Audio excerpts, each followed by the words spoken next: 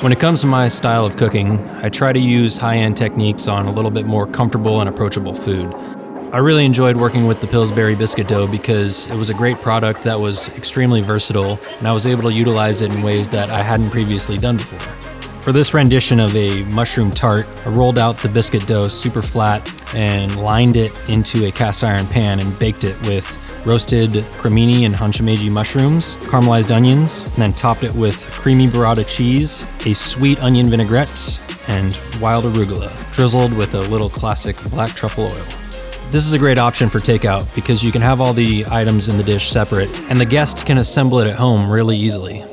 During these interesting times, we look for new and innovative ways to watch our costs, watch our waste, and use consistent products that store really well, and you can use only what's needed for the day. With restaurants having to do mainly to-go or delivery, I wanted to showcase these biscuits in ways where you can take them into somewhat creative realms while making something that's really going to hold up for takeout. To show how malleable these Pillsbury biscuits are, I wanted to stuff it like a bao bun with a lot of the trim and scrap from our pork belly, utilizing everything and not wasting any of our delicious pork belly. You could serve this as a single bun, or you can sell them as a set of 3 or 4 to an order, stuff it with any type of filling that you'd like. It can really go any direction. With today's dining landscape, having a very versatile frozen product like this that you can do many things with is extremely valuable to have a great product that can be used in many different ways. This is a Southern-inspired Loco Moco. We took Spam and wrapped it with the biscuit dough and baked it, and then paired it with a flame-grilled beef patty, a sambal sweet chili bacon gravy, and then a sunny side-up farmer's market egg, some crispy fried shallots, and fresh cilantro. Pillsbury biscuits are very versatile. They can go almost any direction. You can go crispy. You can use it in a standard traditional way. You can cut them and use them in dumplings in a soup preparation. You can go sweet. You can go savory. You can use them as a bun. You can really do almost anything with these. Here, I wanted to use it as a crust on a pot pie. Instead of a puff pastry, you have something that's very flaky and mixes very well into the pot pie filling.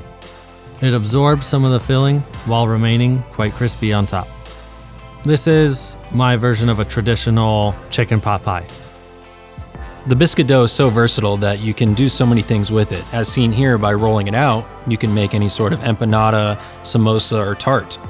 You can use any sort of filling and it bakes up really great as it crisps up nicely on the outside but stays nice and soft and fluffy on the inside.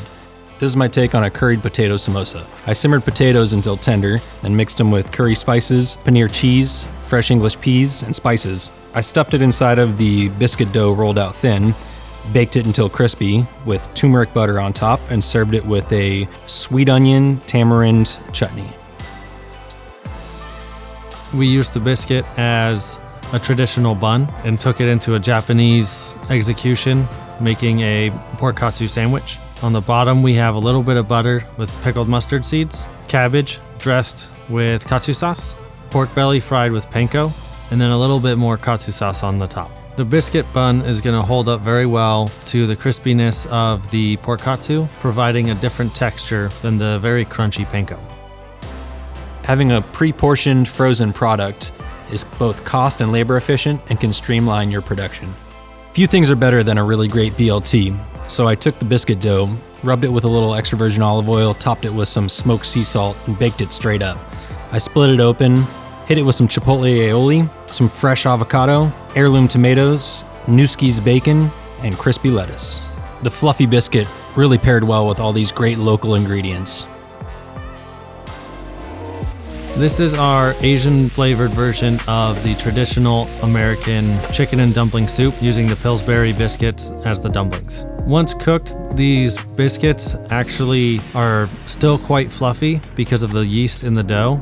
They're very soft and the texture is very luxurious when you eat them.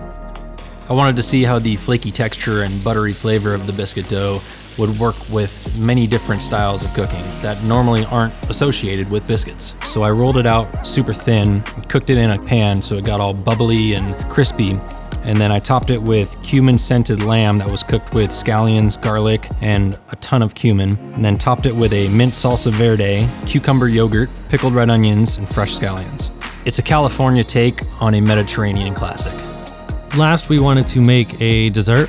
First, we baked off the biscuit. Once it was cooked, we sliced it into 3 individual pieces, baked those off until they were really nice and golden brown and crispy. In between each layer of biscuit, a little bit of pastry cream that had been infused with vanilla. On top, we added a little more of the pastry cream, and then blueberries, raspberries, mint, and dusted it with powdered sugar.